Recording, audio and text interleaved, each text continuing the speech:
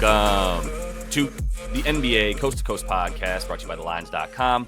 Coming to you from the West Coast, Josh Lander, joined by Nate Weitzer. He's on the East Coast, and we're sizzling hot to start the week here. A little 7-1 total between our best bets and play props there. We didn't get the Chris Stapps bet in there because he did not play, but other than that, we were nice. Nate had 2 Wemby bets that hit, the 3-pointers in the first quarter in about the first 4 minutes of the game, so that was a nice early cash on a plus 115. So we'll look to continue that nice streak here in a best bets video that we've got right here. We've also got play props up for you guys in a separate video, so continue to follow along, subscribe to that page, check both of those videos out each and every weekday this season.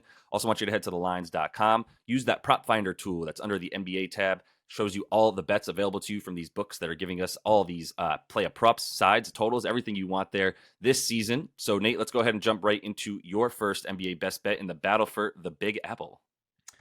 Yeah, and I'll take the Knicks after the Nets, collapse yet again. On Friday, though, they had this weird win against the Lakers where we see them pop up every once in a while during this anemic stretch where they just surprise and beat a team like OKC or the Lakers. But, Lakers, different subject for later in this video. The Knicks are not messing around. Obviously, they're 9-1. Since the trade with Jalen Brunson active. Nice 3-game stretch from Jalen after sitting out that Magic game. If you don't want the -5 because it's popped all the way up to 5 at some points, take Brunson 25 plus with the money line. Gets you close to even money because the Nets are just so bad against point guards. And JB, while he was quiet in the last matchup against them, absolutely torched this team last season. Like I said, the last 3 since he got a game off, he's averaging 36 on 35% usage. This Nets defense is bad. They have not played much at home at all in this week stretch of 10 games, but they've allowed 115 a game at home, limiting assists. So I almost went with the Josh bold move of Jalen will get under 7.5 assists, which he's pretty much consistently top since the trade, but he will get over 25 points. His core bet, by the way, is 28.5. So 25 points is not a huge limb here against the Nets team that gives up the most points per game to point guards in their last 30. The Knicks defense is just extraordinarily good since this trade. Isaiah Hartenstein is questionable. He might end that really long streak of games played, right? But they have Precious Achiuwa now. They can just throw in there. And it's not like Nick Claxton needs a true center to guard him. Like, they should be absolutely fine with Precious in there and not have to depend on Jericho Sims, who's just kind of a disaster. He can play limited minutes off the bench. But the key for defensively here is you can put OG on Mikal Bridges, who was awful in this last matchup, 4 for 21 from the field. And now he gets OG, who, he's averaged 14 points per game against in his career, 108 offensive rating, barely getting to the line. He's a -21 in those games. If they want to go with that matchup, or if they want to go with OG on Cam Thomas, throw some DiVincenzo at Bridges. Like, Bridges has not been able to handle the workload thrown his way by the Nets. That's part of the reason they're just not particularly good. This is barely a road game for the Knicks here at the sleepy Barclays Center. So I think -4 is just fine if you want to take them. Yeah, for sure. They kind of own this series, right? For all the reasons that you just said. And they're, like you said, they ain't playing around at this point. They are turning back into the regular season tryhards that we know and love and can bet on with some really strong confidence during the regular season at various points. And in the long term, because I have a lot of money on them to be the 6th seed or better. And they're finally looking like that after they were sort of middling around there with the Magic and such. Like, I think that, especially with this trade, Mitchrop's coming back, by the way, at some point. Hartenstein is questionable, but either way, in a game where, you don't really need a big necessarily to beat the Nets. Claxton's been balling out. I will say that. If there's no Hartenstein in there, like, look for him to maybe have a nice game again. He kind of sunned Anthony Davis with a 22-14 win stat line there when they beat the Lakers the other day. So, I'm not going to call him. I said sunned because I just wanted to say the phrase. I don't know if that's actually true because AD also had a really good game, like 28 and 12. Either way, like, he'll ball out if there's no Hartenstein. But yeah, I don't care. Like you said, like, Mikal's going to continue to get shut down in this matchup. So I'm with that for the Knickerbockers. Let's go ahead and go to that Denver-Indy game in Indiana. And we're both looking at this, I think, similarly, maybe a little differently. I do think an under is in play at 239.5. I also do think Denver at 4.5 is still a very live play, and they're both predicated on that. I don't think Indy's really figured it out, right? And the under would be scary because if you really just think that Indy's going to get out into transition and just continue to run, and they might try to. They have slowed it down a tick since they, in the last like 2 or 3 games. And Tyrese has played in both those. He's questionable tonight, which if he's out, I love under 239.5 even more. But if he and honestly, 4.5 for the Nuggets as well. I love just as much too without Tyrese. He's obviously a huge game changer if he's in or out. But even if he is in, Denver's defense is okay. So it's third worst in terms of the points per possession it gives up to the other team when the other team gets out in transition. So it's like but the thing is, you can't get out in transition against a team that makes baskets on like every other possession at worst, right? So that's why they're giving up like the fifth fewest points total, like per game in transition.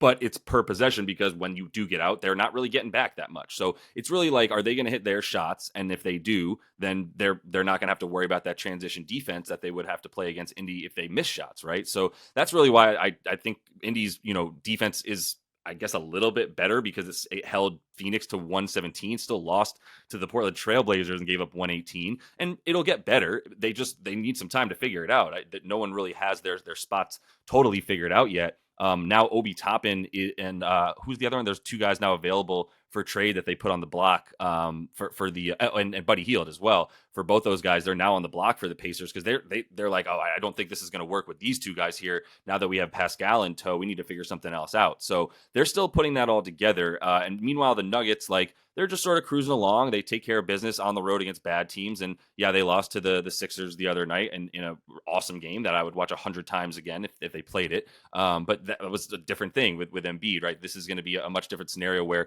the Pacers are about to get gobbled up in the paint. And I know Pascal's there, and that might mean it's going to get a little bit better for certain guys. Like maybe Aaron Gordon will have a tougher time than he otherwise would have.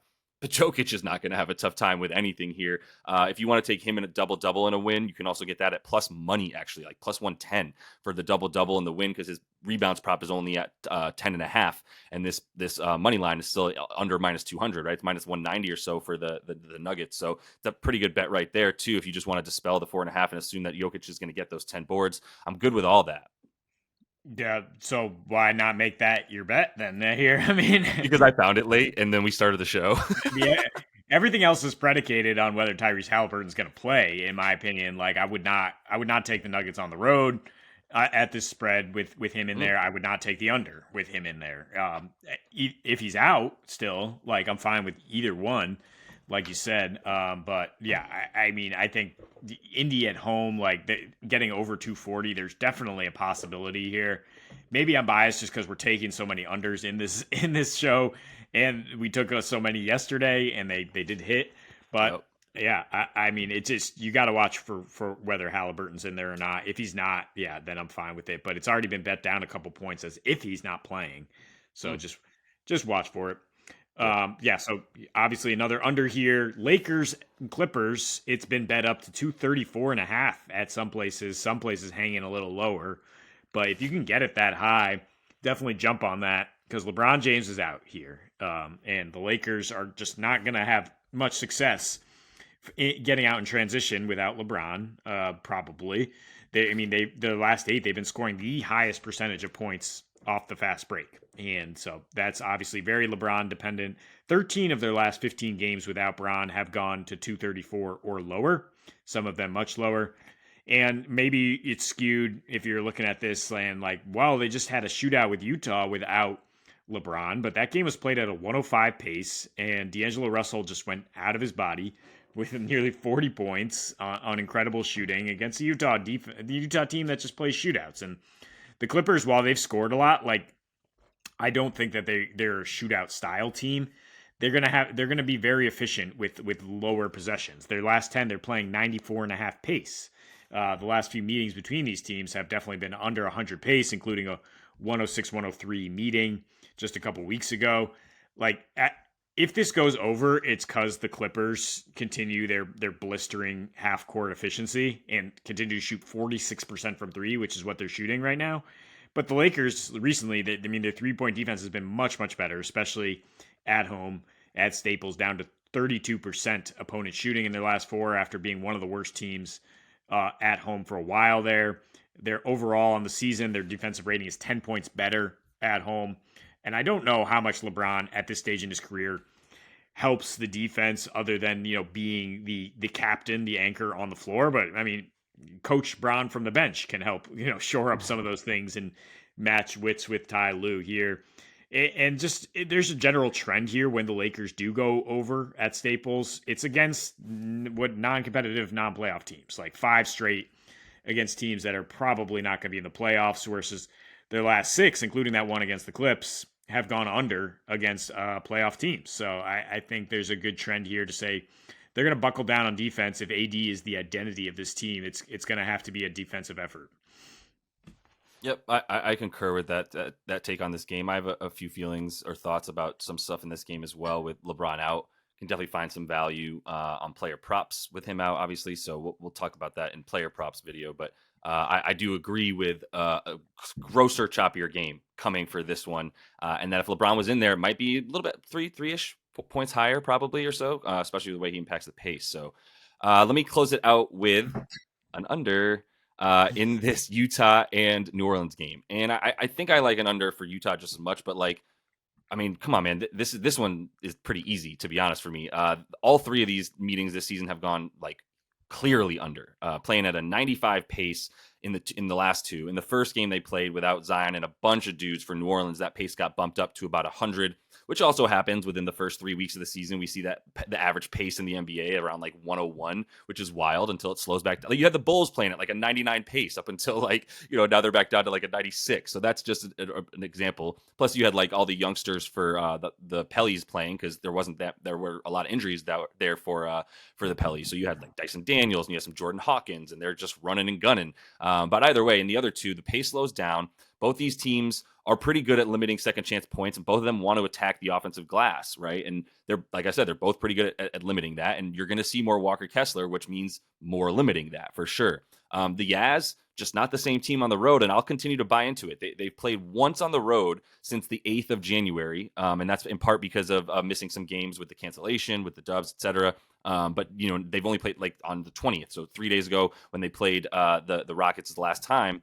And yeah, so I think we don't really have, just because they've gotten better on offense at home and have shown even a propensity to even improve while they played at home, I'm still going to buy into that we are not as good on the road. They've shown it for like the last 2 to 3 seasons. It's historic with this team. And so just because they've shown that, like I said, that they're better now at home doesn't mean that I believe them on the road. The way that these two teams have played, what they limit for each other, the only, if you were able to like maybe get some points off of turnovers for the Pellies, that might be one way. But either way, there's going to be a lot of missed baskets, and there's going to be a lot of defensive rebounds, and that's going to be a big reason why I don't. And neither of them are really going to get out in transition, which we've seen as well. Plus, Utah New Orleans is actually good at limiting transition points.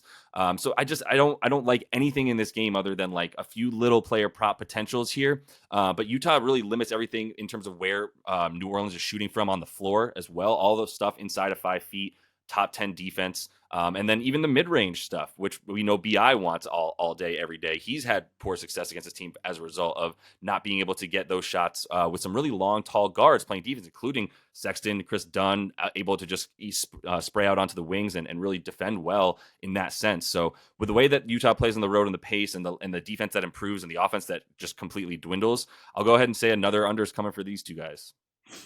Yeah, the Pelicans are an oscillating team, right? Where they play poorly, then they come back, and after losing to the Suns, I think they will come back with a much better defensive effort. Both these teams are on extended rest: 3 days off for the Pels, 2 days off for the Jazz, plus the cancellation last week against the Warriors. So I think when you have these extended rest situations, you do tend to see more unders. Nuggets Celtics, comes to mind last Friday, where it was crazy under because they were both like geared up for this game. Yeah. So I think that there's a good angle there.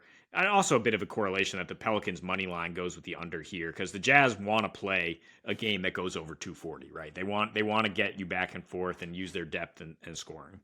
Yep, 100%. And the Pellies just really aren't getting out in transition, so they're definitely happy to choppy it up and make this thing a little bit slower. So that's all the time we have for you in best bets. Continue to follow along. Check out the play of props we also have up on for you tonight. And until we see you next, happy betting.